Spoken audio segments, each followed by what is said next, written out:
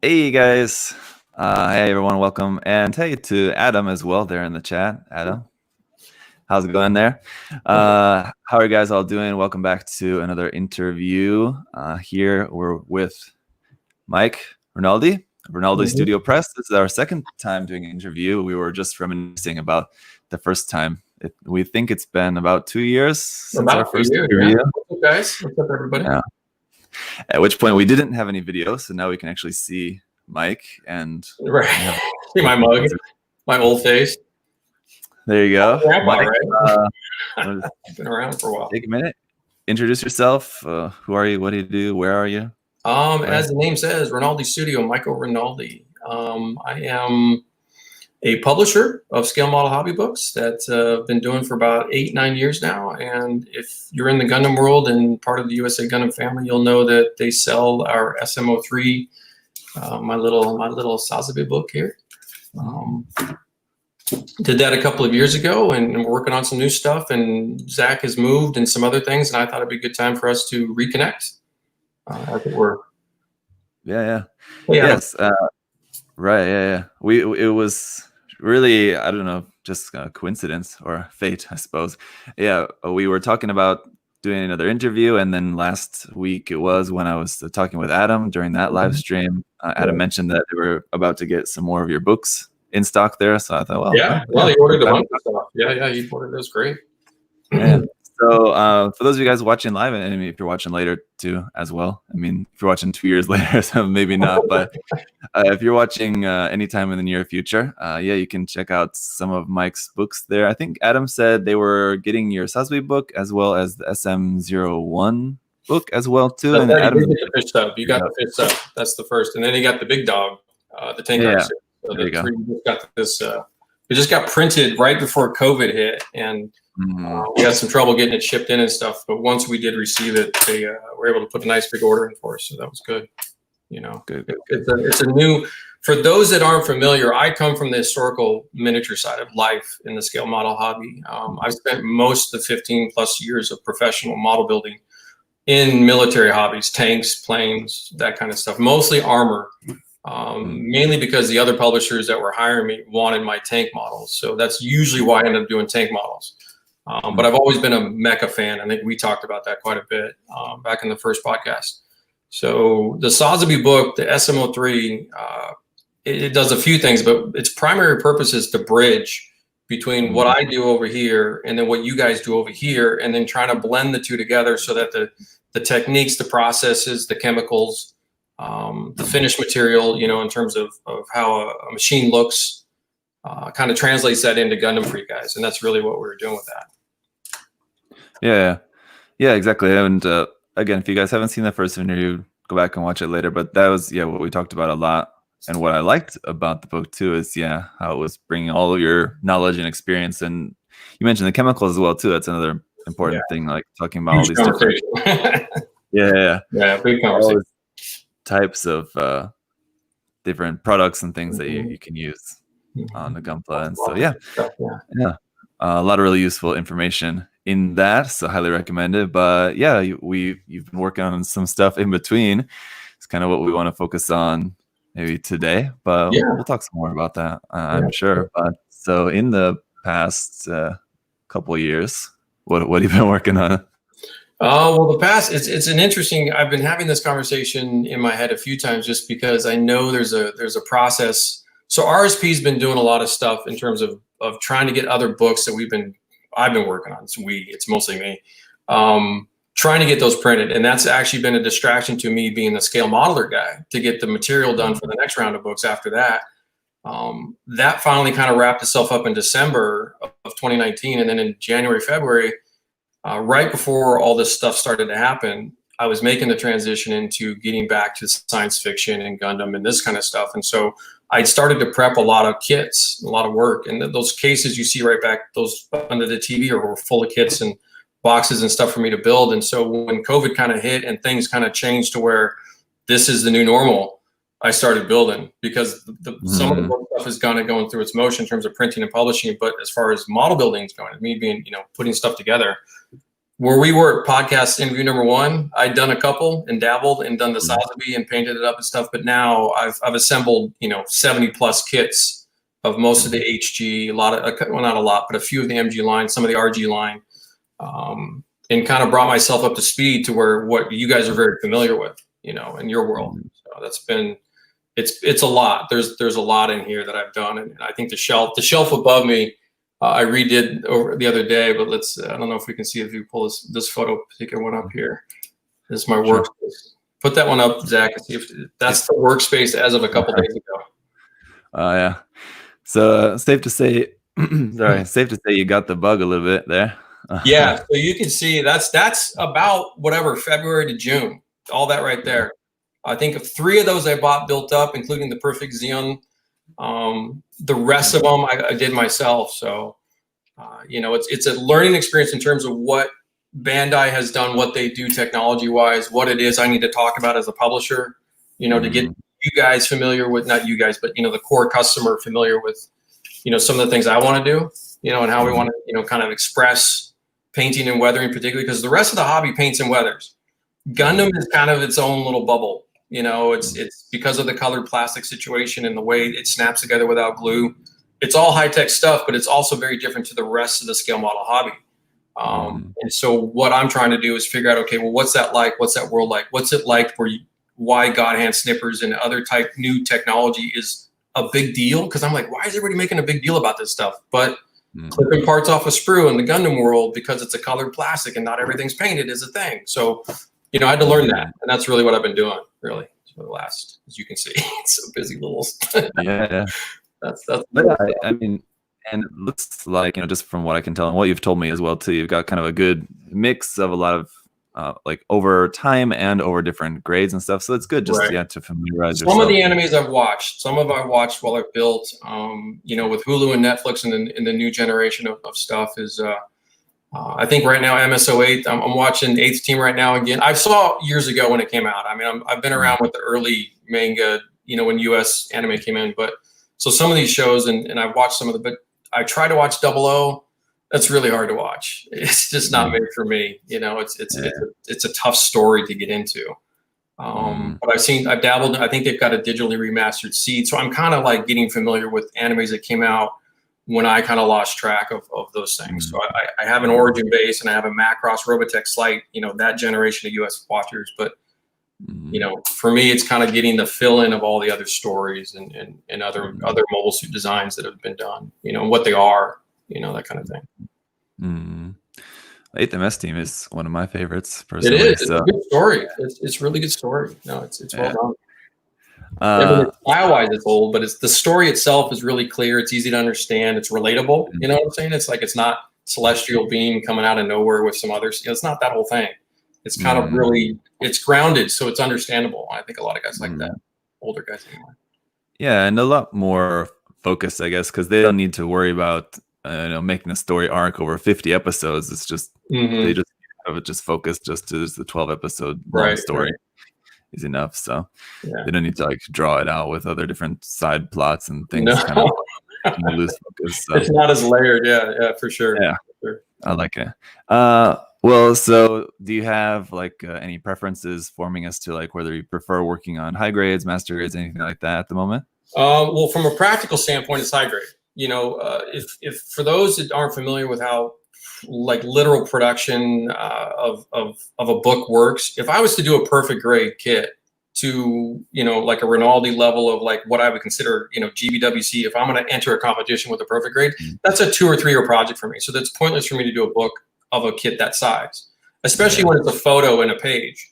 And I talk a little bit about it in the Sotheby book itself. And so most of this is high grade simply because of just size, time relation of how I can assemble something, paint it, take a picture of every little thing that I do, and then discuss it, and then put that on a page in a book. And so it becomes, and this is the same for the military side too. Like I don't deal with 32nd scale aircraft, which are, the wingspans are 3 to 4 feet, because it's going to take me 3 years to paint the damn wing, and nobody cares. So I'm doing it smaller just because it's manageable on an efficient production publishing basis, if you will.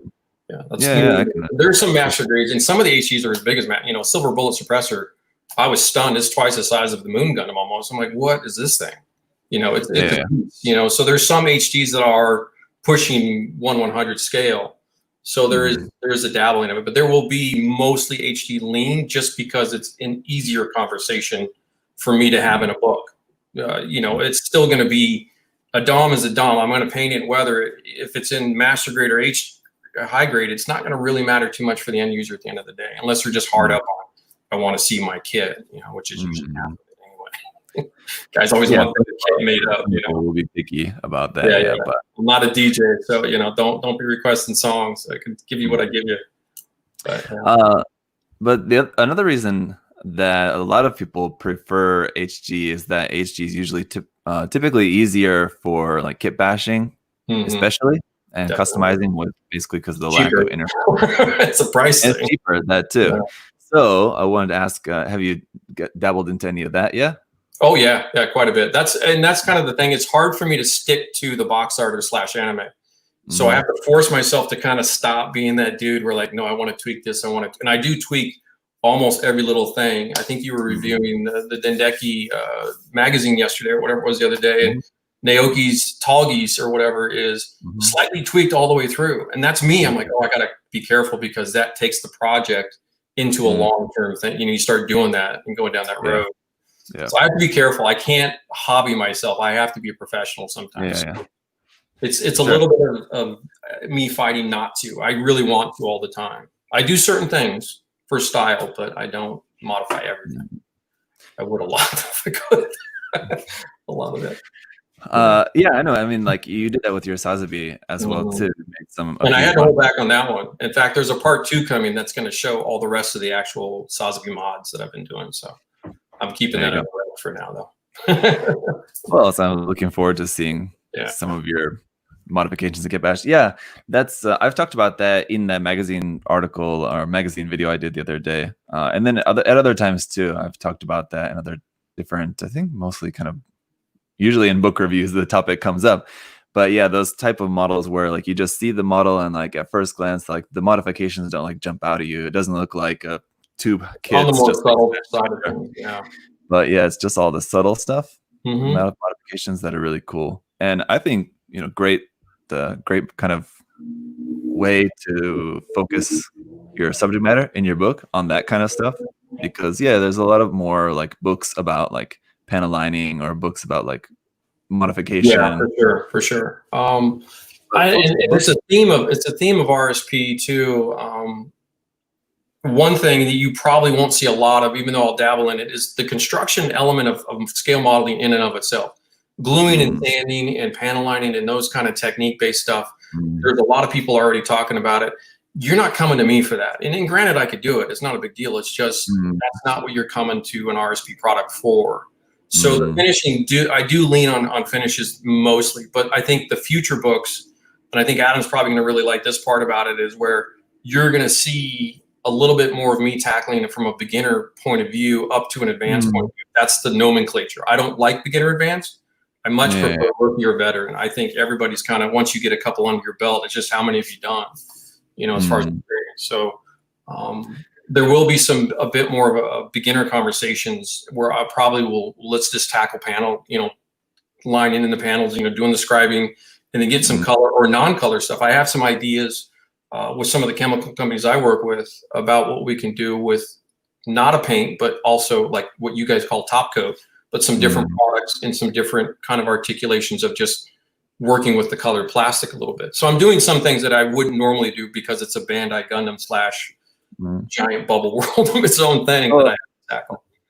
I think that's a great way to approach it, to not focus on, you know, what, like you said, it would be your expertise only, but, you know, also make it beginner friendly as well too. Absolutely. I think. No, it's a viable conversation simply because the numbers support it. You know, I think if I were to do that in some of the other parts of the hobbies, you know, in the military side, some of these are so niche-y, esoteric. It doesn't make any sense from a product standpoint. But Gundams, we're talking millions and millions of model builders here. This is not an insignificant number of people.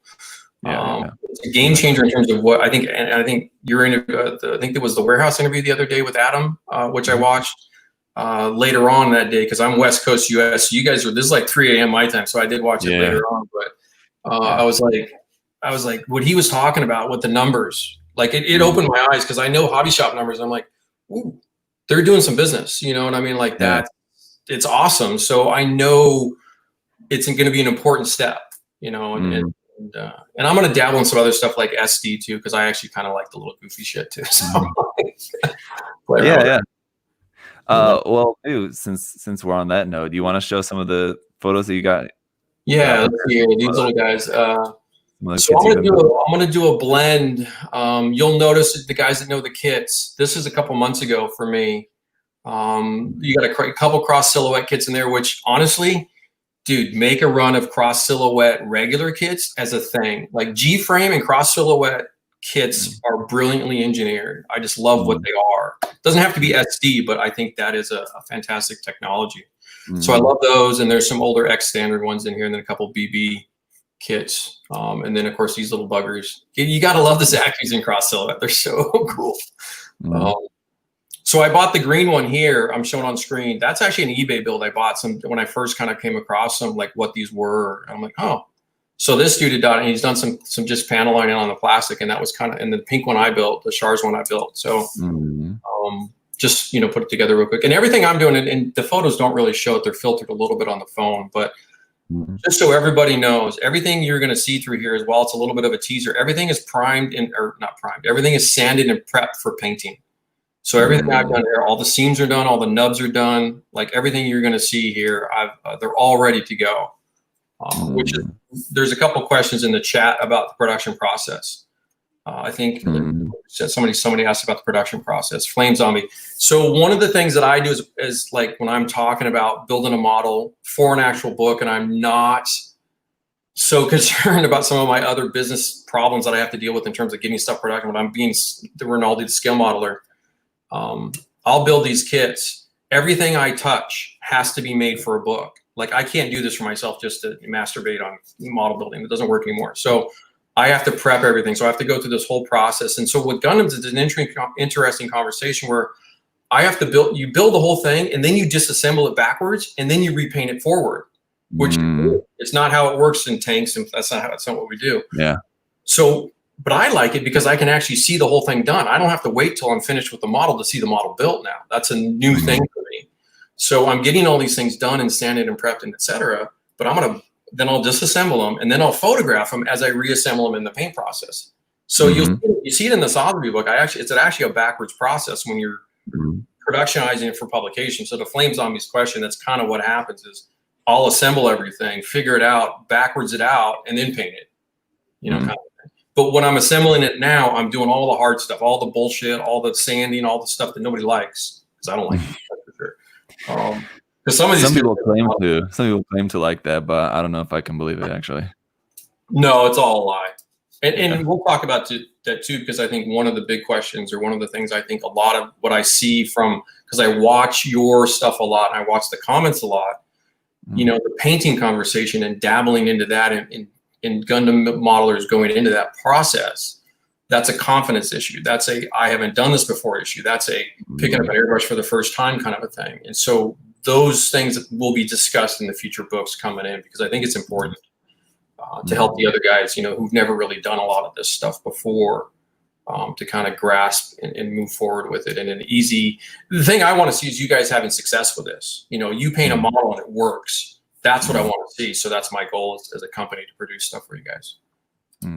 At least part of it. There'll be the high end stuff too, but that's not, you know, that's another conversation. I think what we're talking about though. So at this point too, while you've got a lot of stuff that you've been building up, and like I said, doing the prep work and everything, are you kind of also sort of going through them and like weeding them out, seeing as how like maybe this one is like one that you definitely want to use for a book, or this one is one that you're considering maybe using for a book? There's the master game plan. There's a whole process, and there's some I'll let out a little bit. There will be the SM series in and of itself. There will be a continuation of that with a lot of heavy Gundams in there. Those will be projects to be realistically, they're going to be involved projects. So an SM book, they basically is one model on its own thing, like the Sotheby. I think, you know, the Veracog kits do fit that argument quite well. Some of the high grades definitely, like the DO. I hate saying the DO, But the VO, I love big, heavy, bulky grunts. I love all that stuff. That's my flavor. Kondo anything is my flavor. So that's a great one because the kit is older. It needs a lot of help, but it's a good, solid kit though. It's not a bad kit. It's just old tech. Yeah. Love to get it some posability in it. Love to get some joints articulation into a VO so that when you can do some stuff and then show that and then really go to town on the paint and weathering with it. That's a great SM book. So that would be like one. You know, the whole P Bandai Hazel custom thing could be like a tank art book because you could put 4 or 5 of those in one. You know, that whole series of Hazels, Wound War, you know, Hazel, like I think your Hazen Clay 2 Raws coming up. So those kind of ideas are definitely there, you know, like an origin, you know, I'm going to definitely group stuff probably either by anime and or by protagonist or antagonist groups of whom or whatever. So kind of a thing. You're planning out, I mean, it's not just all just building stuff to get the experience, but you're planning out, you know, like which stuff will go to, maybe which everything, everything I've got in front of me, which is I'm looking up at my wall. There's about this, the photo you saw of the desk, it's in front of me. You know, there's 70 plus kits. So I would say, you know, 10 to 20 of those will probably be, there's a lot of YouTube stuff coming. Like I do have to get into the digital world of filming what I do. That's coming. But I wanted to correlate to what the books are. I don't want to do like another YouTube channel. So it's got to be an RSP type design, digital production, technique stuff that combine, you know, you buy the book and then I can show you kind of stuff. So just off the top of my head, I mean, what I would say would be really interesting would be just to do like maybe like a weekly vlog type of video where you just kind of like talk about, you know, how's the progress going like on the book, maybe just show like a couple of pictures like what you've been working on for that. That'd be super interesting. Yeah, absolutely. And there'll be a lot of that stuff because I think in particular with the HC world, because they're so fast per se, like I can build one in a day. That's cool. I like that I can do that. And then, like you said, over the course of a week, you know, get to the speed where you guys are putting out stuff on a fairly regular basis. But then there'll be kind of the more there'll be a level of different stuff, more in depth, more technique based. I don't want it to be something that replaces the books. My company's a publisher. That's what we sell, are printed books. So the digital content will be kind of I don't want to, there might even be a Patreon level too for it to where it can be more educational per se. So I think it's just a good opportunity to show some kind of like more behind the scenes kind of stuff that like you said, won't be in the book, but interesting for people who are interested in that. Or just non-book stuff, just stuff I just want to do. It's just not really made for a book, or it's just not going to work in a book per se, or it might be, you know, so far down the road, I don't really care. You know, what am I going to do with a Mecha Wego? But I love them. You know, the little notch, like I love the little dude, but that's not a book, you know? So I didn't make your contest, but I did build 2 of the little notchins guys or whatever. So they took a while to arrive to my address. You got to get one of the new ones that comes with the cat ears and stuff on it. Are you serious? Dude, you can see you're feeling all that stuff. Did you get the 35th scale, the Mac kits yet? The little dudes? I know you ordered those the other day. Then 35th scale, the little bigger guys. No. Like the volume 3 ones that are coming out. Yeah. The new set. They're not here yet. Out in the capsule machines in Japan, but I think if you order them online, if America got on board the capsule machine stuff, dude, it'd be over. I know. It'd be crazy. But no, so volume 3, no, I don't have yet, but I have plenty of the previous volumes. Those are great stuff I'm really interested, because it's a scale I work in historically, so it's a wonderful transitional type thing. So I'm pretty excited about that. There will be some Genie Krieger stuff. There will be some of that. It'll have its own. There's also the Bandai Star Wars conversation too, by the way. So yeah, we talked about that a little bit last time, and I wanted to come back to that as well, other non-Gundam stuff. But before that, I just wanted to relay Hisaki's question here. Are you going to include SD kits in the books? Yeah, Hisaki, yeah. All you're seeing, there's going to be a whole series of SD books. I love SD personally. So they're super cool, super fun. And I personally think if mechs were 30-meter mechs in SD proportions, I'd be totally cool with it too. So I have no problem with that. Although it's not everybody's thing, I understand that, but yes, there's going to be SD stuff, and I'm going to do SD in the same conversation of there will be kind of entry level SD stuff. It'll kind of be just the basics, and then there'll be kind of okay, what if we took an SD all the way through, and then what if we modded an SD? So there will be flavors of all of them for sure. for sure. You can see them in the pictures. Everything you see in the picture will probably end up in a book somewhere. Because in that one photo, there's even Star Wars kits in there too. So some little Legos, a couple Legos, yeah. Well, yeah. So, while we're on it, then, yeah, you talked about that last time, about also including some other different non-Gunpla stuff, just in future, just mecha sci-fi stuff. And I know we talked about Star Wars, and I don't remember if we talked much about anything else from like Kotobukiya, like frame arms or anything like that. There is a couple of Kotobukiya stuff, and I experienced the same stuff that you guys experience. They're not quite Bandai level. They're good.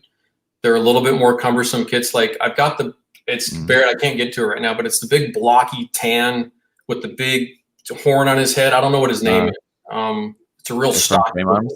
Yeah, it's a frame arm. Yeah, it's a Type 48. Something like that. Yeah, the names I don't get them. So yeah, there's some frame arm stuff. You can see it in the picture. There's actually, if you look in the picture on the desk there, it's kind of on the first shelf by the desk lamp in the background, the tan one. You can see its head sticking up. Yeah, you can see the horn. Next to the dom. Yeah, it's right next to the big dom. Yeah. And let's see. I'm going to try to get some questions here. That's a cool one. Somebody. It is cool. It's a cool looking little thingy. And it's definitely goes along. Like, I mean, like it's like a frame arms version of the O, sort of. It has a very tank quality. Got scrawny little legs, but it's got that flavor. Sure. Do you have any sort of like a timeline planned out for when stuff is possible? I know. Yeah, so originally this conversation started with Adam, and you were gonna. This is before COVID, so you were planning to. We were gonna do the show together, the one in Florida, the USA Gundam. Sure. So we were gonna do that together. I kind of piggybacked that a little bit when I saw that you were coming, and then Adam said, "Yeah, let's bring you over too," because I'm in Portland, so it's only across the country. It's no big deal. Then COVID hit, so we've had to redo some stuff. And Adam, and I told my open thing to Adam was at USA Gundam Store was just whenever it's on, I'll be there because I can show. It's no big deal for me to show up. So, but we'd also had piggybacked that conversation of timing of the new releases, and once I get my backlog handled, which should be through the summer, I'm guessing the first new real Gundam stuff will come probably fall, winter of 2020. And then 2021 you're probably going to see the bulk of this stuff show up in 21 next year. So some this year for sure, just because of the timing of everything is I'm getting crunched on the back end. I'm getting a little bit pinched with the COVID stuff. My printer was shut down for 2 months, so that was no fun. like okay, their whole country was shut down. Like I don't know what to do. Yeah, that's what I was going to ask is how have you been affected? Because I would assume like it's been good that you have more time to like focus on just building a bunch of stuff, but then the actual production of the books and everything I'm sure has been that side of the whole shipping conversation, like because I'm not USA Gundam Store. I'm one dude. I have to hire services out or I physically handle it myself. So I'm one man we just had that Tank R3 show up and I had to ship hundreds myself, which it's not a big deal because there's new packaging and shipping label stuff. It's not hard. It just takes all your time. But we did put together a contract in February. Thankfully, I've been trying years. This is totally separate conversation from what's happening today. To be part of a system like an Amazon system, but that's not in Amazon, where I can ship my product around the world easily, fast, and at a good price. Because out of the U.S., shipping stuff globally into the U.S. it's a pretty tough thing. If you're small like me, you don't have a lot of options. So I was able to solve it. Plus a new printer. New to the printer conversation I was having with some other people last year in the armor world and what I do for the other stuff. So I've got another thing lined up. It's all supposed to mesh in this beautiful little organized situation, which I'm hoping by the end of summer we're fully operational. And we should see books come out on a regular basis. We should see the shipping happen on a pretty quick basis. So I'm hoping by August, September, October, realistically. We'll see. That's good. Your printer is located in the U.S.? Everything's overseas now, so I'm the only part of the U.S. operation. I started everything based in the U.S. We were all printed in the U.S., and then the cost went up 2017. So 2018, I tried to print in Asia, and that's when it all went so like that whole thing. But we're going to Europe, actually. We're moving out of Asia into Europe in terms of our production and our shipping operation. I will handle North America. And Adam will probably handle a lot as far as the Gundam conversation is concerned. But RSP is, is we're going to be much more of a global operation. The fulfillment stuff will all happen out of Europe, which is good. It's a new thing that's happened, so that's pretty good. It wasn't available before. We had another question here. I just wanted to just take real quick. He said, have you done any Mac-K kits? You mentioned about the 35th scale Mac-K kits, but have you built any yet? I haven't finished them. I haven't painted all of them, but I do have the non-mech suit kits, like the Luna Diver, the Falky, Falk, or whatever you say it. I've been dabbling more of the ships of Machine and Krieger. Same reason for Sotheby. I have to do a bridge one to figure out what I'm doing because I'm coming from a certain position. So I think it's a big mistake when guys try to do other genres of stuff and they just jump in and they don't know what the hell's going on. And then you step into other people's stuff. You're like, dude, you're not supposed to do it that way. You know, like that whole thing. So I don't want to be, you know, I look at Link stuff and I go, okay, I don't know if I can do what he does. So I have to kind of learn. I have to learn kind of how that happens a little bit. So for sure. Yeah, that making that transition would be helpful. Do you think that that's something that you would consider in the future, doing a specifically Mac-K themed book, or working Mac-K into a kind of wider? You know, that's a good question because its priority is a little bit lower down the food chain. Because there's also aircraft stuff I have to do. I have to handle submarines and some other stuff for those kind of guys. Because there's also the train stuff. There's a bunch of civilian stuff in the work, construction equipment. So the Machine and Krieger I like it personally. I don't know how popular it will be as a sales thing. So I think for me as a company, Gundam is going to be the foundation mech sci-fi with Star Wars, and then Mac will be the third part of that. You might see some stuff in a general science fiction book, like a collaborative, you know, of various universes, and this is just a kit from that universe. And then a Machine and Krieger book down the road, like a tank art book, would make a lot of sense. It does because it fits that. It's basically tanks without tracks. It's basically. Yeah, definitely. I wonder if this is getting maybe a little bit technical into the production side, but is there like a copyright things that you have to worry about with stuff like that? Always, yeah. Star Wars and Machine and Krieger will probably be. I have to research a little bit heavier with that, like what I can show, what I can't show, what I can talk about, what logos I can use. Star Wars makes me way more nervous than Machine and Krieger does. Lucasfilms, but I do have friends in Lucasfilms that actually work at Lucasfilms now. Actually, was a customer in London ILM when they did Force Awakens. They bought a couple of the tank art books and they were using them as kind of cross-reference for kind of getting paint chipping and weathering, and they're kind of like, and so I was blown away. I'm like, what are you talking about? And he's like, well, I bought a couple of your books. So I sent him a case of stuff, just like, hey guys, obviously just, you know, I'm going to masturbate to that one, but you know, here you go. And so there is a conversation there's a bigger conversation about painting and weathering machines in a fantasy world with no frame of reference. Like there's no 30-meter walking mech outside right now that I can look at. That's how it's going to look. I don't know. So we have to kind of bridge those gaps of books, and it might be, I think what I'm doing is Gundam first, kind of get my feet wet really good, get in there, get you guys some stuff, more than the Sotheby book, and then, you know, a bunch of stuff, and then move into Machine and Krieger a little bit, and then what kind of copyright issue, because even the Bandai Gundam, because I don't really quite know 100%. But if I'm let me back that up. If I'm a magazine, like Tamiya magazine, model magazine, and the guy, Marcus Nichols, editor, does Boba Fett's Slave One in the magazine, and he's talking to me, using all the stuff, I should be able to do the same thing without any kind of crossover copyright. I don't think there's a problem, to be honest with you.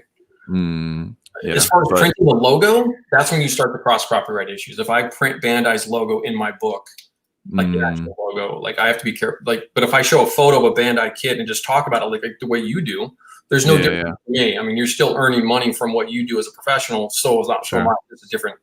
Mine's just printed on paper. Yours is a digital format. So I think I don't really think there's a much thing.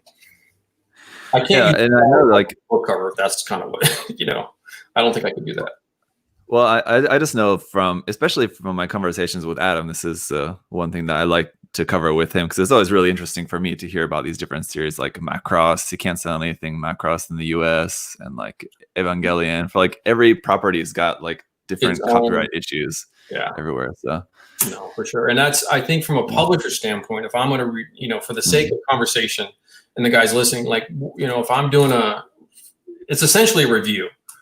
The kit, reviewing the kit in a very basic legal technical term. I'm building and assembling the kit and painting it. I don't think if I don't use their logos in print, like if I don't say on the cover of the book, Star Wars art 1, kind of a thing. Yeah. Don't do that, which I'm not going to do. But Yeah. another thing I work. That's a good, So. Yeah. As long as you don't do that, you'll be all right. Yeah, I think so. And believe me, those are conversations I have in my head because I'm like, oh my god, and that's kind of why Star Wars has kind of been pushed a little bit because I need to solve that. Like, make sure. Last thing I need. I'm a little dude. Like, I'm a one-man show. So if I get popped, I'm going down. Yeah. And that stuff changes from time to time too, as well, the attitudes change and change everything. So it's kind of thing you can figure out, but you also have to keep up with because when stuff changes, you got to know. That's always something you have to be thinking about. Yeah, Flame Zombie. It is very expensive to print books in the United States now. Just to address that issue, it went up. My unit cost per book, just a sideshow conversation because Flame Zombie's still talking about it. Yes, and so I was forced to go overseas, and I looked at China and India and some of those countries, and their prices are great for a company like mine. I'm a one-man show, so I have to fund this, and it's a paid pre-order. It's a really painful process for everybody involved, including the customers.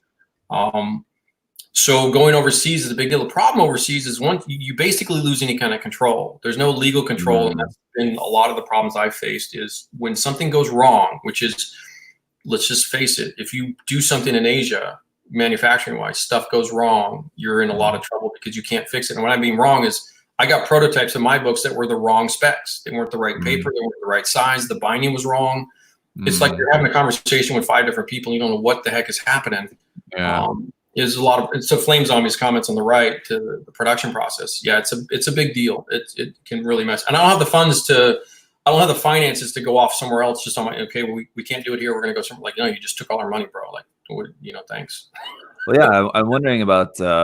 Have you ever considered like going there? And I don't know like how long the process is, like how long you would need to stay there, but like going there and like staying there for like a week or 2 weeks while you're getting everything sorted out with the company. No, it's a cost issue. It becomes expensive if you don't have like a buddy in the area, like because obviously China or India, they're enormous countries. So if they're not like right there, you're still, it's like the US. If I'm not in Portland, but I'm in Texas, it doesn't matter. It's the same thing. Like you're still 1,000 miles apart. So no, I just I don't have enough friends in those areas. Where I'm going to now in Europe, I actually have friends. So that's actually, I'm a little bit more excited.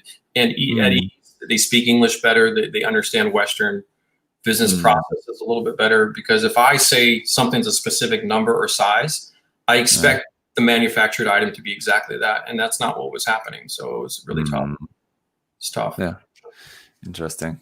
Yeah. Are you finding that some people who are like fans of your work, fans of your like tank work and things, been consumers of some of your, like those books, like your tank art books, and then coming into Gunpla by finding your Sasbi book and like some of the stuff that you've been working on? Have you heard about that from anyone? I'd say, I do get conversations where the modelers are kind of taking both of them in. The jump into Gundam is a little bit different because you guys are, I don't hate to use the word, but it is such a bubble. Gundam bubble is its own thing. Now that's 6 months ago. What's happened, and I think Adam will confirm, this is one of the like when I was listening to you guys talk, it really perked me up because I think his numbers shot up with COVID, and the interest in Gundam is coming in from everywhere. And I think right now is not a bad time that the tank art book goes out to the Gundam buyers and say, and like, you guys get it. And like those guys understand, okay, cool. We see what's going on and we can use it for our stuff. And then when we see more Gundam stuff from this company, we'll get it too. But at the same time, it's like tanks and planes and everything, we can still put it in the Gundam world a little bit. So it's happening. It's definitely different than 2 years ago when we talked. It's different from even the beginning of 2020. What's happened now in the it's a captive, as a lot of my dealers say, it's a captive market. So we're seeing a lot of cross, interest for sure.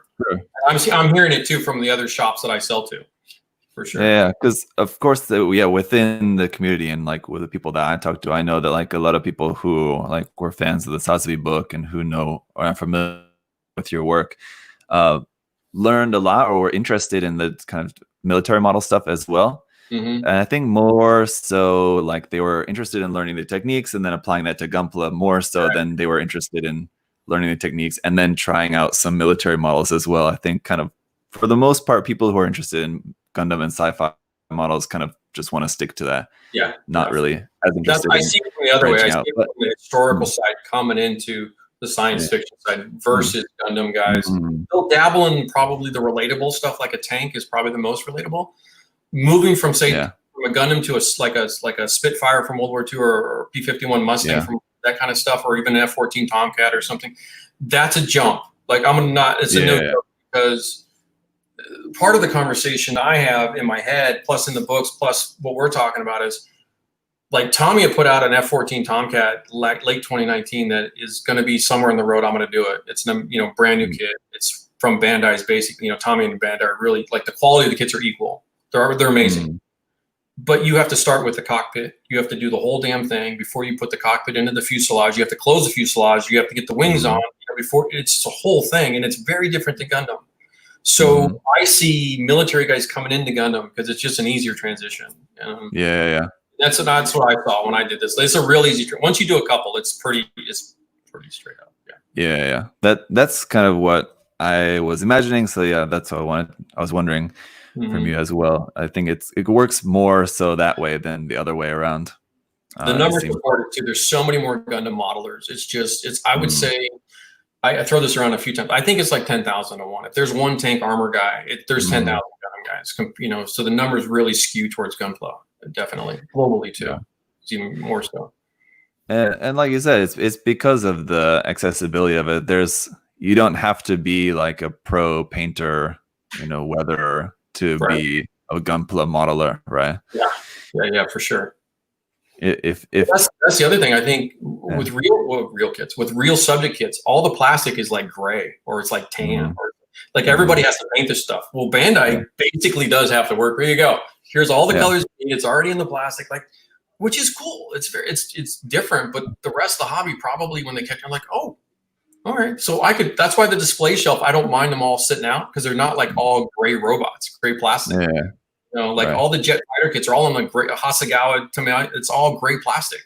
Which looks kind of weird on a shelf. So yeah, you do have to kind of. It's more enjoyable. I do like the spark of color that Bandai give you. You know what? It would be super interesting to see if like Bandai were to make something like military models, but in like full color like that, and like the style of like a Gundam kit. I really wonder. I'm sure that would make a lot more people interested in just getting like a tank model or a plane model that they didn't necessarily have to paint. Well, I think Airfix did that back in the day in the 50s and 60s of early scale model kits. Airfix did a lot of colored plastics, but I'm kind of in a segue here because I want to go this way too. Like I'm really keen to see entry grade, and I'm really keen to see beyond global, like the actual kits, because I think the technology happening right then and there is going to be, and I hope Bandai runs with it. I hope Bandai just goes and it doesn't give us a grandpa and a Zaku and then they're good. That's it. No. Give us everything, bro. Like go for it. Like don't be shy. And I would tell any Bandai exec this: if this is what's happening, and that's what you've talked about, and I've seen other guys dabble in like what's coming. Just drop it. Just do it. Just what are you waiting for? Yeah, I know.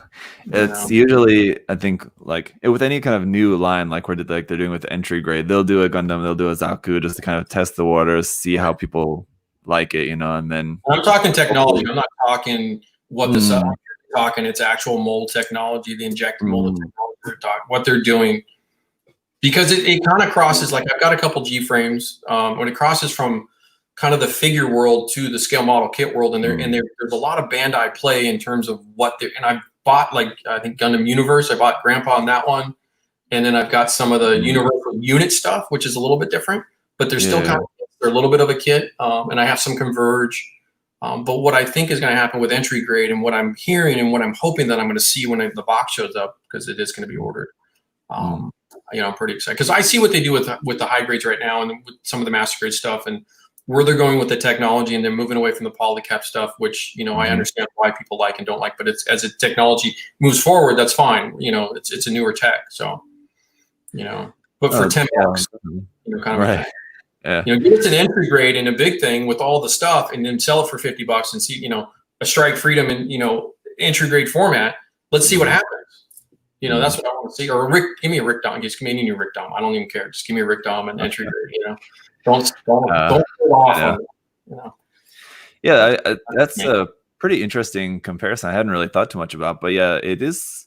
If you were to compare it to anything that's kind of more in the figure world, the G-frame stuff is kind of quite similar to G-frame and cross silhouette. What the technology concepts they were doing. Sure. Like you were talking in your live last night, the mega size stuff. Take a G-frame or cross silhouette and just make a 48 scale Gundam model mobile suit and go with it. Don't give us an SD thing, but just give us something in that technology. Trust me, if it's what I think they're capable of doing, it would be the next level of new scale model kits. No, without doubt. For sure. Yeah. Is there anything that you would love to see out as like a particular mobile suit that maybe it's a kit that you exist that you don't have? Yeah, this is purely personal. Total Rinaldi. Don't even care. The Zeku Wines, the blue ones. The RMS 141 and 142. They've got the HD and the 141. I've got that built up on the shelf, and I've got the universal unit. But that kind of, it's above a DO. It's in more in the Neo Xeon size type mech. It's Kshatriya size stuff. I just want a kit of it. I don't even care. There's a G System resin one that I think is like $400. No. Yeah. That's one of my anything kind of heavy Sentinel like /Kondo /Kobayashi /Samurai 7 /Hyper Weapon. Yeah, I'm on board. Totally on board with that. That's kind of like, and that's the one I keep looking at. Like, and I am a Hummingbird fan. I think a new Hummingbird. I think that would just be as obscure as it is. You guys were talking about on your stream. I still think that's a great design. I love boosters. I love anything with thrusters and boosters on it. You put me fuel tanks and thrusters. You know, full armor, heavy armor, anything like that. Psycho, Zaku, Thunderbolt shit. Give it to me. Just give it to me. I don't even care. You know, give me an RG Thunderbolt stuff. You know, give it to me. I don't. You know, what was that? Give me an RG level like Thunderbolt kit. You know, with all the thrusters and the heavy stuff. So I have dabbled in RG too. I do kind of, you know, the whole thing with like what a grenade is. Like when you talk about Gundams as a grenade. Yeah, I built a Johnny Ridden one, and it's a little bit delicate. I'm like, okay. Yeah, the Ridden's RG Zaku. Yeah. Yeah, you gotta get the master grade of that one if you want the Johnny. Yeah, no, I know, and I don't have this. Funny because I've got a lot of Zakus. I got 4 or 5 Zakus. I don't have any master grade Zakus yet, and I have to get the 2.0s for the frames for the conversion stuff. It's a whole thing. It's a whole thing. Yes. Oh my. Yeah.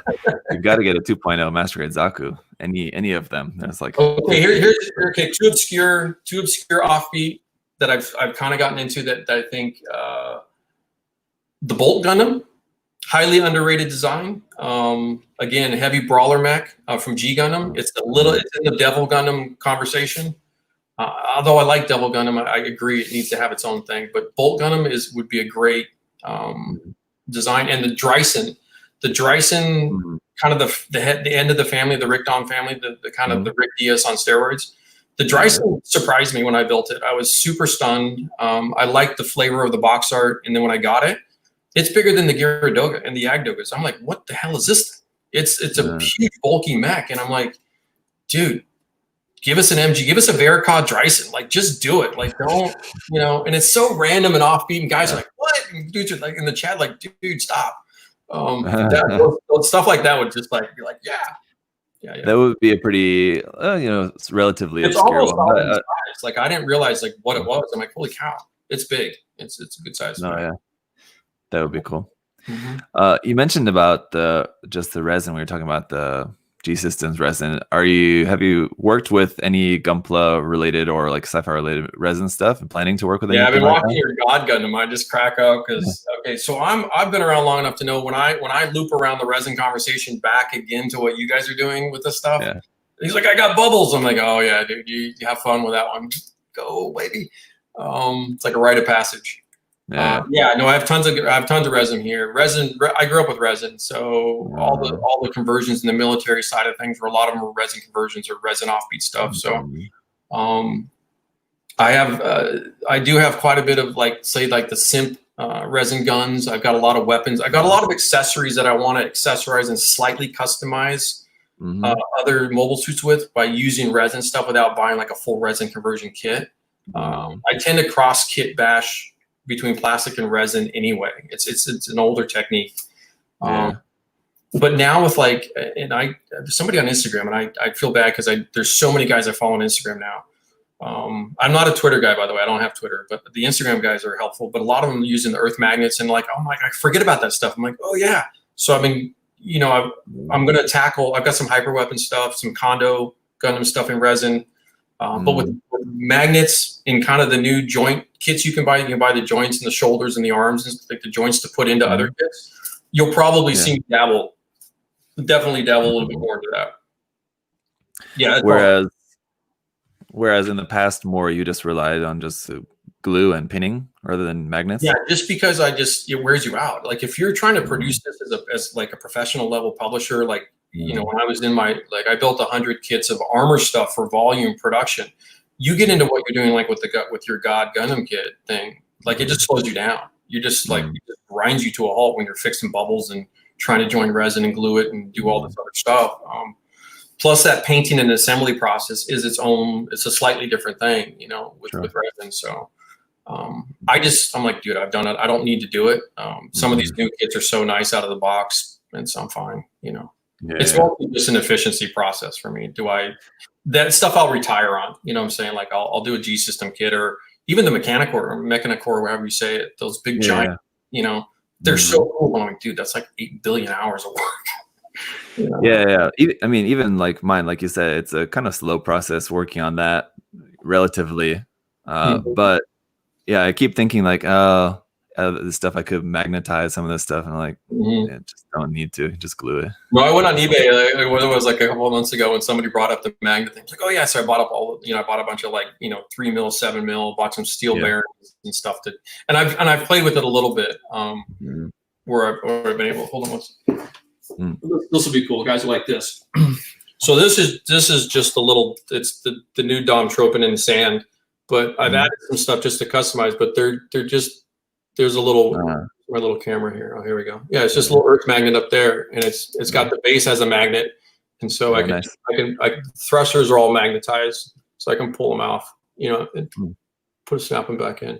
And the magnets are great for this kind of. It's hard to do with the camera. I know. Sorry. Anyway, yeah, and stuff falls off. But if I do like that, maybe you have more screen to work with there. Yeah. But the magnetized, you can see the fuel tanks. These are just the wave fuel tanks I got. But they're just snapped little things, little snaps, and that's what I was like. I'm like, oh yeah, and that's why. So what I'm doing here is this is a test. This is my test for magnets. So when I get to resin stuff and some of the bigger stuff, that's going to be an important task. Like the VO is going to be like a heavily magnetized, re-articulated, jointed kit, so I can get some posability out of the beast, you know, kind of thing. So playing with the Dom Tropin there and just kind of messing with it, I kind of learned, you know, what size works with what. Like you have to kind of figure out the sizes so that you know what kind of goes with what. And all that stuff. Yeah, just experimenting to see what you can use for later projects and how to use it and everything. There was a question I wanted to come back to. I think this is maybe second or third time. Asked it. Oh my God! Anything. He asked about your opinion on big hobby magazines from Japan coming to the West. Would they make it? I think he means like, do you expect they would be successful? Yes, this is something so a lot of you don't know this or may not know this, but it goes back almost 10 years now. Maybe my memory's a little awkward. Hobby Link Japan tried to help start up a magazine in the United States called Model X. And Hobby Link Japan, as a lot of you guys know, one of the bigger sellers out of Japan. They sell globally. One of the things I learned from that exploration, which also launched into RSP, was I learned a lot of stuff from that enterprise. Was if you're going to talk about things in a global context of publishing, in my opinion, and this is something that's kind of hold true after doing it for 8 years, even with some translated stuff, is you have to have almost your core product in English. Most of the Japanese stuff, if it's coming from Japan in terms of its core Japanese market as a translated item, it has to be well done. And the stuff I have old Kuku fans, I have old Hobby Japan magazines, I have the stuff with the inserts. I have a lot of the old stuff that you had, like the Denguki Kentucky Hobby Mag, and kind of like I can't read it, but as a Westerner, I'm like, well, if this was in English, like literally in English, like for real in English, that's a kind of a big endeavor, translating all like guys don't even understand, like that's a lot of work. Feel bad, that's a lot of work for somebody to do. And you have to have the sales number support that. Now you can have this conversation a couple of years ago, but to Hasaki Art's question in 2020 with companies like Adams, USA Gundam Store, that's a viable operation because the numbers can support, say, a print run of 2 to 3, 4, 5,000 copies that you can get into North America or Europe as an English. It's got to be in English. This whole thing where it's in Japanese and kanji and all, it just tickles their egos. That's fine. It doesn't do anything for anybody. You can't learn from it. If the photos are always really small little things, whatever. I think it would be great. I think it would be awesome. But I think it's got to be in English, and that's globally because everybody learns English as a second language. And this is what I've learned from just me being a publisher and selling to France, to Germany, to Italy, Russia, China. They all know English on some level, and that's a way easier way to go. Trust me, it's way easier than it is trying to go the other way. So even though we do have some tank art books in Japanese now, which is pretty cool, I'll be honest, it's kind of fun. Yeah. Yeah. Translating the Japanese models, and when I've tried it, just like for myself, I wanted to do this like for actual content, have some stuff translated. But when I've just tried it just for myself, even just translating little bits out of the magazine, it's hard to do. And even when you have some Japanese experience, but it's not an easy thing to do. And it's guys, and here's the other side of it too, and this is something I deal with from a publishing side of it, because I have this conversation in other languages all the time, Russian friends and French and German and other language, Spanish. It helps if they're a model builder too, even though I don't need them to be. Like if I'm going to do vice versa and I'm this guy, like I'm going to go hire Lincoln Wright or you, because I know you guys understand the English side of what it is that we're doing. Translating what I talk about in English into another language or vice versa, they kind of have to know what I'm doing, a little bit. So it's a small pool of people that can do this. That's what a lot of people don't. You just can't hire a translator and go, no worries. It's going to look it's kind of gibberish. Like even the Google Translate, when you like, dude, translated this. Like, what are you doing? It doesn't make any sense. So that's a problem for sure. Yeah, so many unique words that just even a translator just wouldn't know, wouldn't be familiar with, right? No. So there's and I see that stuff too. I get a lot of that because I do translate. I get to translate in other languages, and it's like, what is this? What do you mean? So. Because it's the vernacular, it's kind of that, I kind of am slang more because my writing is very, I like to call it like two guys at a bar having a conversation versus like really formal English. I do that intentionally. Like I cut out all the formal English a lot just so it's easier for all of us dudes to understand stuff, which it's kind of what I'm doing. So. Let's see. There was a question I wanted to ask you here, relay to you. Justin asked, what do you guys think about LEDs in Gunpla? Is that something you'll be working more? I would say, truthfully, electrics I suck at. Anything electrical wiring in life, in my car, in my apartment here, that's my weak element. I'm an artist. I'm an artist, dude, bro. So no, I think it's great. And I would just be a spaghetti mess of wiring crap on my table. I have no idea what's going on. It's got to be really clear how to do this because I don't know how to plug in to get the light to turn on. So I'm pretty stupid at this stuff. I do like it. It's really cool sometimes. Yeah. So maybe not thing to expect in the next couple of books, but in the future, if it was a kit like some of the MGs have an LED, you can do the little band, like that stuff's fine. But if I'm going to wire up a real kit or like wire up a Star Destroyer, maybe not. I might have somebody do it for me. Just pay them. Wire this up and I'll paint it. Thank you. I appreciate that. Well, there you go. And that's actually another question. And just for everyone watching live, if you guys have any other questions that you want to ask Mike, let's do. Go ahead and post your questions now, and we'll get to you guys' questions. And people have been kind of asking as we've been going, but I kind of like to keep people's questions here towards the end. But one other thing that I did want to ask you before we get to everyone else's questions here was about any sort of collaboration. So like in the future books, are you planning on maybe like featuring works from anyone else or like collaborating with anyone? So in these books here, so the way they work is, so just here, hold on one second. Yeah, maybe go to full screen for me. Sure. So what I do is when I do a chapter heading, when a new chapter starts, it's in green. And this is my work. In the back of all the tank art books, there's 4 of them now. But in the last chapter of every book is another scale modeler. And so I'm not a contributor. So what Zach's talking about is contributor-based work. I'm not a contributor-based publisher. The core of my work right now is from my own desk. That said, what we'll do is at the back of each book, I get another guy to do it. So this is Tank Art 3, and it's on modern armor. Here's the thing. So it's all modern armor to us in our world is all post-war. Everything World War II. Post the war is World War II. Everything post-war is after World War II. So that's all modern stuff. It doesn't matter if it's Vietnam or Iraq. We don't care. So I'll do the orange chapter is the guest author. So we do a guest author in each of the bigger books. And then what we're going to do and I think some people know this. This isn't really like a secret or anything, but so with the SM books, authors are going to get their own book. So what I'm going to be doing is as I move forward as I grow as a company, which that's the end game here is to get bigger, is to hire out the guys that I consider, at a certain level to where they can both, take a picture, write the words. And what I'll do is I'll give them the templates and they'll kind of follow along the templates. So the Sosby template, the SMO3 template, like the inside, where we've got, a couple big photos, you've got a little bit of a caption here and this. And so if I give them this page and I say, okay, put a similar photo here and then put a similar photo here, and you're going to fill in that space with your words, it's super easy for them. And that's probably going to be, I would say, 2021 at the earliest that can happen. And that's really just a financial thing because I want the guys to get paid a certain amount of money and everything like that. So, sure. Yeah. I'm excited. There's some guys I'm having conversations with that are like, yeah, definitely. Let me know when.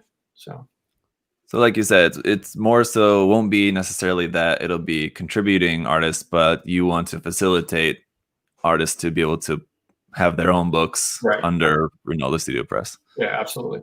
Like I would publish the work, but it would be in our format, if that makes more sense. So yeah. I don't, unless we get big, unless we mean RSP and RSP has employees and it's a we conversation, I get big enough to where we can maybe launch a magazine. I've done enough magazine work over the last 20 years to know I kind of don't want to do a magazine. I don't understand this. Like when you're doing magazine work on a monthly basis and you're trying to fill with stuff, it's an entirely different conversation. And it wore me out as a contributor. I used to fill magazines with my work, and it's what they do to it, how they print it, what they chop out, what they put in. I think the books are a better format. So I think like an SM series with other authors would definitely be I think it would be more interesting to everybody. I think everybody would like that better. So surely. Okay. Yeah. Well, very cool. Okay. All right. Let's check out some of the questions here.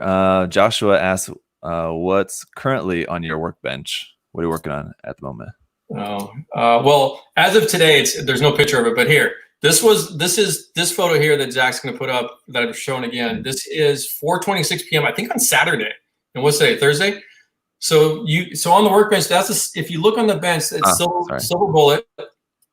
And the models are all finished in order. So whatever's in front of silver bullet was the most recent. So the DO was really, except for the Dom, I keep my little Rick Dom in front. Okay, a great kit that nobody talks about. The Waif, the Origins kit, HGU, the Origins, great little kit. It's a Zaku takeoff. It's a brilliant little kit. I really like that. But you can see I put the red Yagdoga was fairly new. The Marisides are fairly new. If you look left of the silver bullet, there's a blue one. It's actually a Byerlant that I've customized. Here, it's this one. You should be able there, Mike, at the top of the top of your window there. You should be able to just zoom in on the photo. Okay. Right. Yeah. I put this one up. So this is the Byerlant. Is that how you say that? I don't know if I'm saying that. Okay. So guys talking about customization and kit bashing, a sidebar conversation. What I like to do is use as much in the box as I can. Like this is very much a sketch to me. So I've got the Byerlant model. It's kind of a goofy looking mobile suit, to be honest with you. It's cool. It's weird a little bit. So the thighs are the shoulders, and it actually doesn't have feet. This one's going to fly. So it's like a striker, like a deep striker kind of an idea, or like a Dendro beam idea, a Xeon. So I just basically repurposed the parts around. And then finally with the arms, if anybody can spot that, that's the backup arms in the shoulder of the Gujian Rebake, the first one, not the full city, but it's the IBO kit, the tan arms in the picture there. But those are, you know, it's kind of an entry. I've just started this as a sketch. It's nowhere near finished, obviously. Again, there'll be a lot of magnetization on this one too. But repurposing parts in a kit bash format is something I actually really enjoy doing. And the Bioland really lends itself to that because it has various appendages that kind of work pretty well. So that was something. And then switching to an MG, like just a recent release, so to speak. I was able to finally, okay, just so everybody knows out there, trying to get a Zaku Warrior in the United States, it's like a pain in the ass. It's like, why is this? We can't even get the Slash Phantom. You know, it's like, they're not even coming in. And if you even can find the prices of a Slash Phantom, they're like $150. So if you get a $45 Zaku Warrior kit in the United States for $45, which I was pretty happy about. So I put the Luna Maria Hawk together recently. That was a couple days ago. So to the answer, what's on the bench? Today, as of today, I clipped the parts off the Advanced Hazel, the Titans color version. That just happened to be what was going up today. That'll be done tomorrow. I am planning to do my HG Sinanju Stein narrative version, simply because I've gotten some, you know, there's those big, taller, iconic mechs. I've started to get a little bit more of those done. So I wanted, now that I've got like the Moon Gundam done, I was surprised the Moon Gundam was kind of as small as it was. Did that make any sense at all? I thought the Moon Gundam would be bigger because I did Silver Bullet. I'm like, God, this thing's huge. And then everyone's like, Moon Gundam, pretty good size. And I'm like, nah, it's not really. It's kind of whatever. Hey, it's pretty big. Yeah, it's okay. I mean, it's not the biggest HG, but it's a good size for like a lead Gundam. Yeah. What was I trying? What some other recent ones I'm looking up on my thing here? Oh, like the whole build fighters and build divers conversation. That's another like entry in the Gundam. I'm kind of having to learn what it is and how it works. And, like the GPO2A, the Raise 2 that they did. It's kind of a weird kit because it's got old parts from the old original GPO2A in it. The Facilis, and then it's got new parts in it. It's kind of one of those weird kits where it's kind of its own kit bash. So I'm going to kit bash the kit bash, which is kind of fun. Where is that one? I've got this one here. Yep. And so what I'm going to do is, you know, I do like kind of the rounder shoulders of this particular design on the Raise 2 kit that just got released. But I don't like those big goofy shoulders that they put in the kit. I'm like, so I just pulled them off. Like those are going out. So I'll probably do like a really big condo kind of idea with this guy, bunch of thrusters and you know, fuel tanks on the back of this guy, and you know, probably a heavy weapon for him or whatever. So one thing I do, okay, there's two things I do as a model builder in the Gundam world that is kind of becoming what I do. I buy a lot of hands kits. So you see all the DOMs have new hands. Everything has a new hand because most of the hands suck. A little bit surprised about that, to be like, as a new person to Gundam, I'm surprised that the hands are kind of as weak as they are as an element to the model. The detail of the crispness, the sharpness, the mold detail is pretty shitty on most of the hands. And I know they got to hold a gun, and so there's going to be a hole for that, but it's just kind of like there's a better way to do that, I thought. So a lot of my kits have new hands. And then anything with a V-fin or a horn, I usually sand the crap out of it and refine those down quite a bit. Like just as a part of the process. So I know Bandai casts up those V-fins pretty, you know, like even this one here, I sanded quite a bit on the Sword Impulse Gundam. So stuff like that, like the Marisize, you know, all those are heavily thinned down horns, all that stuff, all the spikes on the shoulders are refined further, or I'll replace them with metal. So okay, so this one here's a little offbeat trivia. So showing the Marisize photo. I bought both of them. So one should have been a P Bandai. If we're going to have the P Bandai, like why is one of the colors not a P Bandai version, even though they have other versions? Because Bandai before P Bandai, you know, they were selling kits in different colors. And then like, wait, why is that one? But now they're kind of understanding how they can make money on P Bandai. So that's kind of that conversation. You're like, oh, fuck. Exactly. Because now we're really going to, But anyway, with the Marisize, all I did was I swapped the tubing. So the green tubing actually comes in the orange kit. And I put the green tubing in the orange one. I'm like, oh, that looks really cool. So I do stuff like that a lot. I will do tiny little things, very gnocchi flavor of just kind of, I'm just going to tweak it, have some fun. So that's kind of, I do stuff like that a lot. And that's just because it just occupies my brain as I build stuff. here's like a 3 a.m. photo of like, okay, I did a whole bunch of stuff in a month. Here you go. Yeah, that's one. I mean, if you watch any of my reviews on any HG kits, that's one thing that I tend to complain about. Just kind of the most common complaint among HG kits for me is that just the hands are not good. Yeah, they're horrible. They just need and we know very functional. This is what irks, like if I'm going to be irked, that's what bugs me is like, come on, dude, you guys can bang out anything, and this is a little crappy hands, and they're so important. It's a big deal. Yeah. You'd think that maybe a couple hundred yen added to the price wouldn't be that much to include like a full set of like nicely detailed hands in every kit.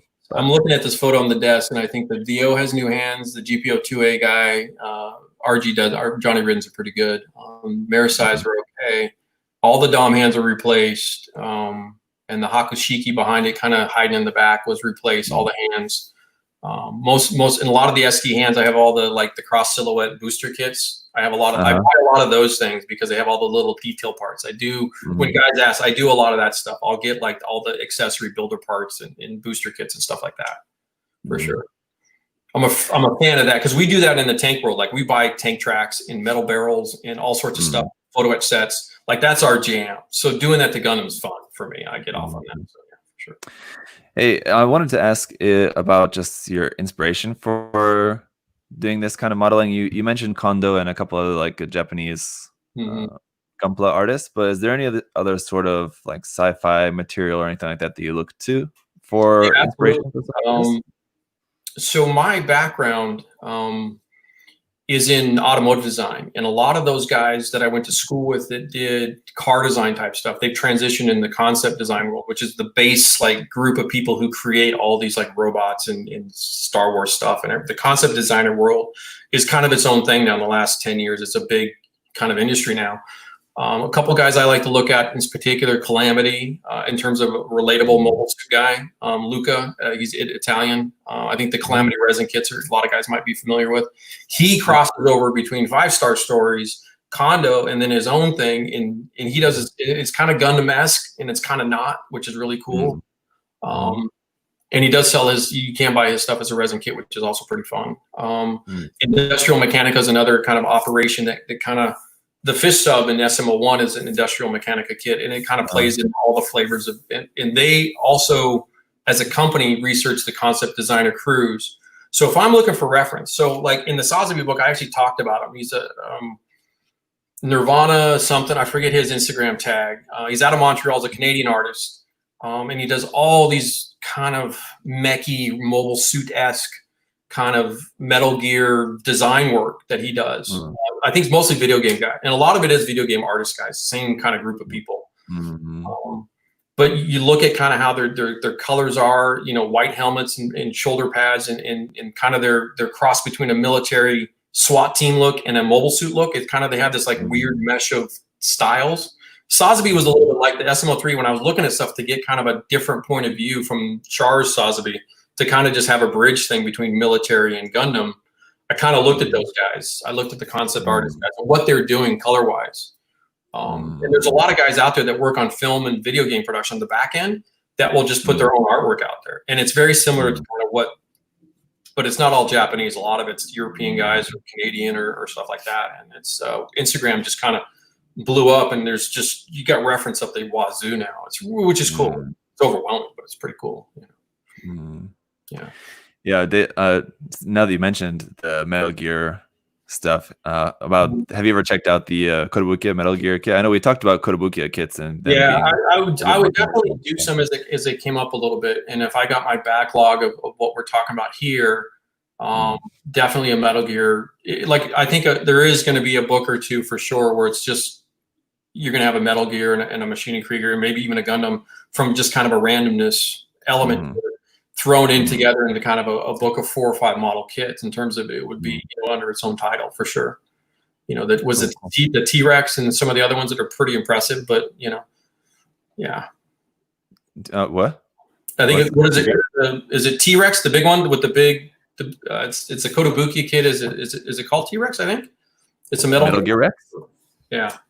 Yeah. I think they make 3 different ones. There's Metal Gear Rex, Ray, and Enterprise. Those would be interesting. I definitely, but then it kind of also has that flavor of kind of RoboCop, the Ed 209s, and there's some of that flavor. There's a lot of robotic design flavors that go through, even the Sid Mead conversation with Turn A and Turn X, and a lot of those conversations too, for sure. So guys that you don't know, I went to Sid Mead's school. I went in the same program that Sid Mead went through, as far as to connect the dots of what I talk about sometimes. Art Center in California is a design school, and Sid Mead went there, and long before I did. I'm much younger than he was, but I studied under the same program that Sid Mead studied under, so everybody kind of can know what that is. Yeah, it's pretty cool. Like, we'd see his work in the school, like, oh yeah, that's Sid Mead. Blade Runner, Turn A, Turn X, that guy. Yeah, Aliens is actually my favorite design stuff that he's done, actually. Which one? Aliens. So he did. So I think he did Salaki, the main gunship, the spaceship is his. And I think tank. The dropship, and did he design the tank as well? Like I think the APC. I think he did that too. Yeah. Thank you.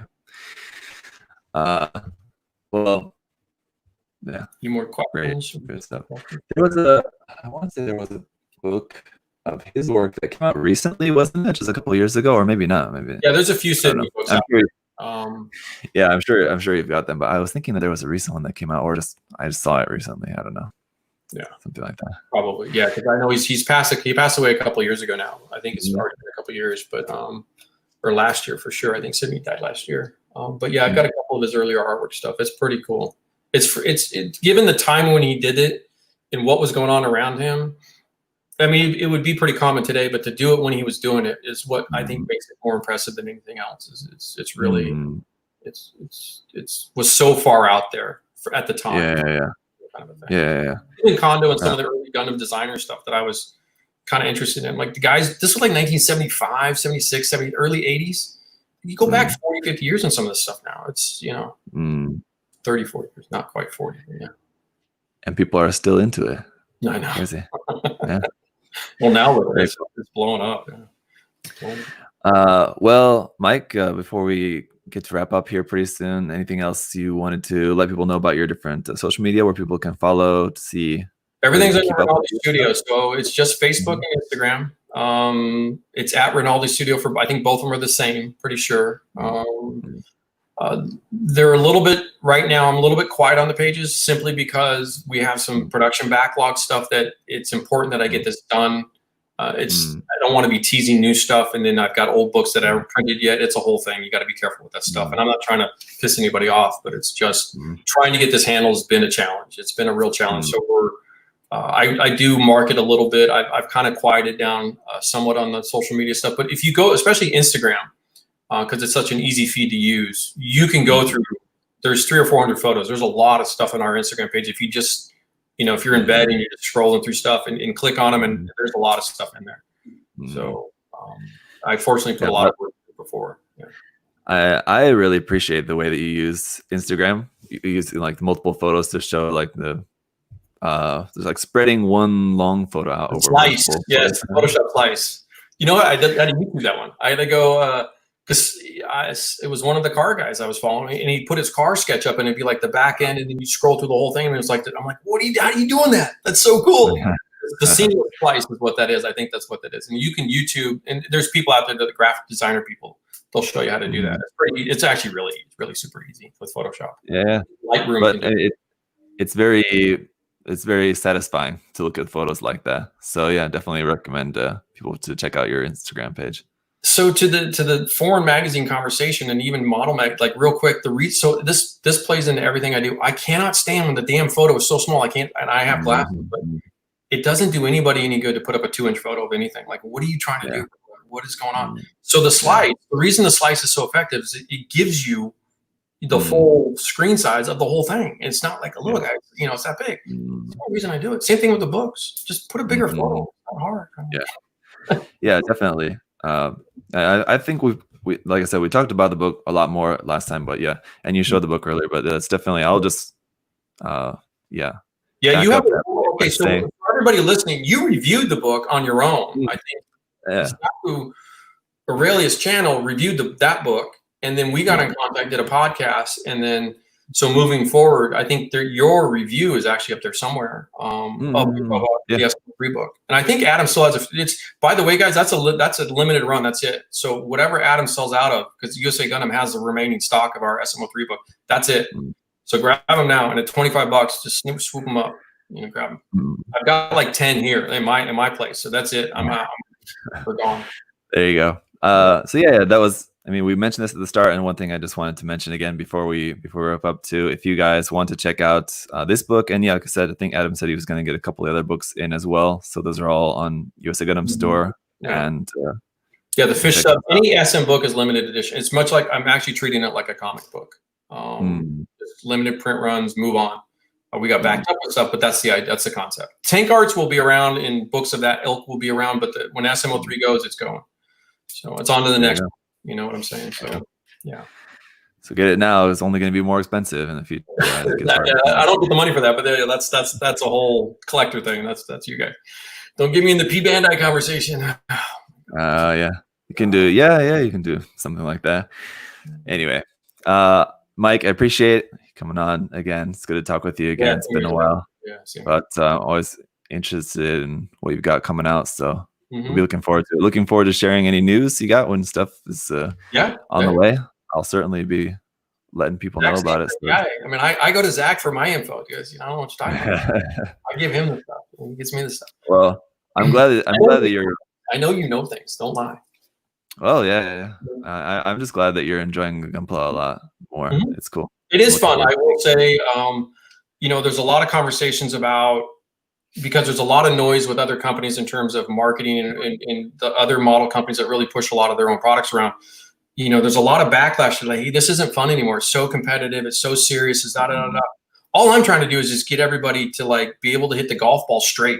Like, that's all I want to do. So you guys can go to play the game of golf and like do well.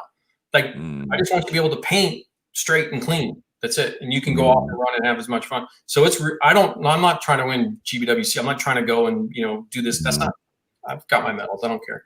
I just have fun. This is enjoyable. And to Bandai's credit, I know we critique them a lot. The kit, like it's a tough conversation because without Bandai, you guys don't know how this would suck with other models. Build a Chinese kit, go build a trumpeter or hobby, not to bitch about them, but go build another kit from another company and see what it's like not to work on a Bandai kit that is brilliant. Like I built Moon last night, Moon Gundam. Dude, it's so genius. Like just even the Lunar Marine, like you said, isn't like the latest MG, but the Zaku Warrior to me was like, dude, this is just gold. Like build it and then come back to Bandai. So I give Bandai a lot of leeway. I think they're just phenomenal company. So it is fun because the engineering, like I said, I can't wait till Entry Grade and Beyond Global show up at our doorstep to see what's going on. Otherwise, it's impressive. No, yeah, I think that is kind of one of the reasons we see a lot of complaints from people is that because it's so good that people are just spoiled on it. And there's a spoilage level to Bandai. This is impressive stuff. I couldn't build 100 kits in 4 months. Hasagawa, Fujimi, didn't matter. I couldn't. There's no way, dude. There's no way. So to Bandai's credit, this is a very, very wonderful type technology that they provided for us as customers. I'm very thankful. Price, I mean, for $30, $40, $50 on this stuff. Are you kidding me? It's like a dinner. You know? So, well, big ups to Bandai as well, then.